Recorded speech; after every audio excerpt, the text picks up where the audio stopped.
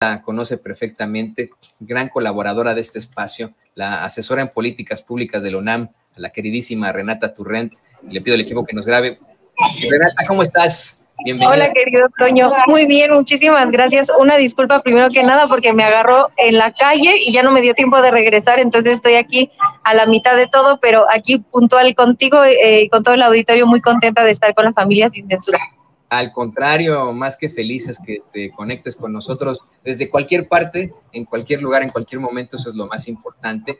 Y pues, ¿qué te parece que vamos a ese tema, el tema de los lujos, los privilegios que fueron exhibidos hoy por el presidente López Obrador ahí en la mañanera? Hoy el presidente detalló uno a otro estos privilegios y que se trata de hecho de 40 privilegios que tienen los ministros de la Suprema Corte de Justicia, desde grandes salarios, aguinaldos, primas vacacionales, equipos de cómputo y de veto, saber qué, sistemas de seguridad, personal de seguridad, personal para ellos, privilegios en aeropuertos, comidas, restaurantes caros, etcétera, etcétera, etcétera, etcétera, en medio de pues una serie de irregularidades. Hoy el presidente aseguró que le consta que hubo ministros que protegieron a los responsables de la guardería ABC, que hubo ministros responsables pues vamos, en esta liberación de las cuentas de García Luna,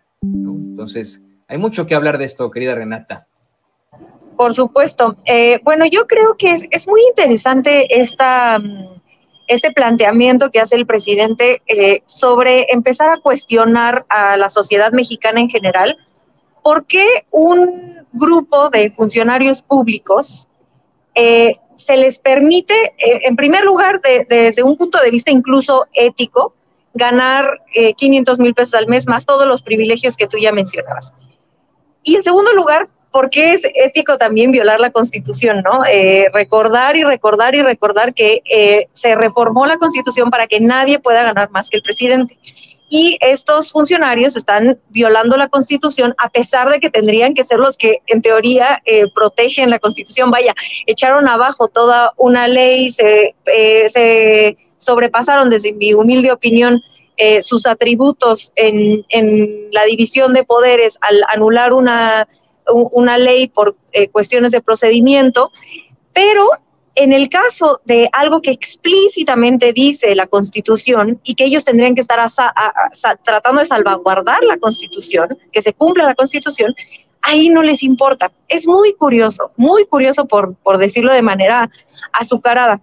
Y yo lo que creo que es interesante el planteamiento que hace el presidente es que es exactamente la misma disputa que se luchó en el INE.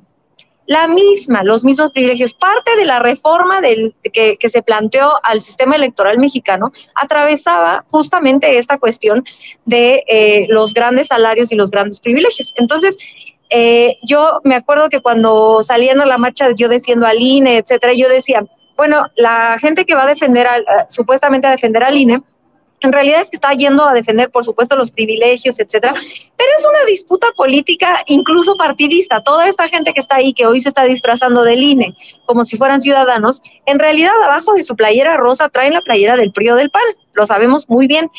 Y yo decía, ¿qué va a pasar ahora que echen abajo el plan B? Y yo auguraba, decía, se van a ir a defender al Poder Judicial, y míralos, ahí están defendiendo al Poder Judicial, porque son muy similares el Poder Judicial y el INE, el INAI, todos estos institutos que durante el periodo neoliberal lograron crear estructuras del Estado mexicano paralelas al gobierno electo, ¿no?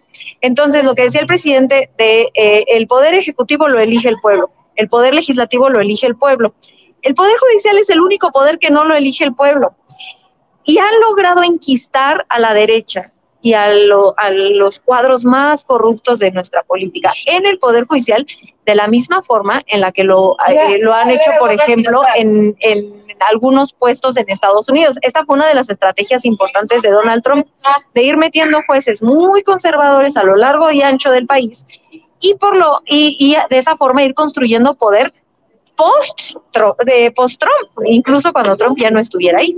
Entonces, el hecho de que el Poder Judicial en México se comporte de una manera facciosa, pues en realidad no sorprende desde mi punto de vista, porque ha sido un largo proceso del neoliberalismo de enquistarse en estos organismos autónomos y en el Poder Judicial. Ahora, ¿cuál es la respuesta que propone el presidente López Obrador? Claro, pues que se elijan por voto popular, que por lo menos la gente tengamos una herramienta para que si no nos gusta el actuar de un poder, pues lo podamos sustituir en las siguientes elecciones. Lo mismo pasa con el Ejecutivo, lo mismo pasa con el Poder Legislativo. ¿Por qué no pasaría con el Poder Judicial? Ayer, Lorenzo Córdoba decía en un tuit, el Poder Judicial de Bolivia, porque no me acuerdo si Genaro Villamil o o Jesús Ramírez decía que no es el único país, no es el único ejemplo, la única democracia donde se propone que los jueces y magistrados se elijan por voto popular. Puso el ejemplo de algunos jueces en Estados Unidos, el caso boliviano y otros casos pone en su tuit. Y le contesta Lorenzo Córdoba diciendo, pues en el caso boliviano se eligen por voto popular y eso tuvo un error con el caso de Evo porque lo permitió reelegirse, o sea, llevando el tema a la reelección, que es una manipulación barata que ha tenido el neoliberalismo toda la vida, de que sembrar ese miedo infundado a la reelección en México, cuando saben que no hay ninguna prueba para decirlo.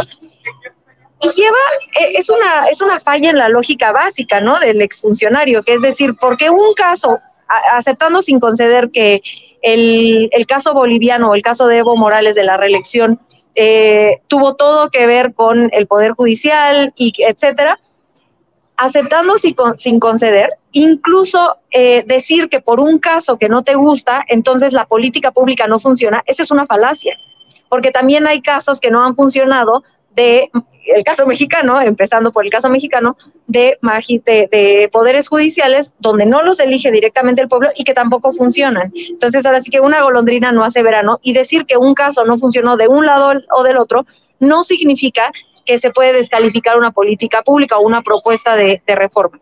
En mi opinión, no podemos mitigar el riesgo de escoger malos gobernantes, no podemos mitigar el riesgo de elegir malos legisladores o malos jueces. No, es imposible mitigarlo al 100%, pero la disyuntiva no es esa, la disyuntiva es o lo elige el pueblo o lo elige una cúpula. Yo, en lo personal, prefiero que nosotras y nosotros lo elijamos. Mi querido Toño, no sé tú qué pienses, salvo tu mejor opinión y la opinión del pueblo, por supuesto. Exactamente, estoy completamente de acuerdo contigo. Hay infames en las redes sociales que han incluso puesto el panorama de que hay sí, ¿no? Como si nos pidieran a los mexicanos que determináramos y eligiéramos a nuestros pilotos. ¿Y quién va a pilotar el avión? Alguien que eligió el pueblo dijo, pues no, eso es una estupidez, ¿no? Obviamente tendrían que establecerse las reglas del juego en una elección de jueces, tendrían que ser jueces, tendrían que ser abogados. Me imagino que podemos exigir que tengan algún tipo de maestría en derecho, un doctorado en derecho, que sean doctores y doctoras de la ley para que esto ocurra. De hecho,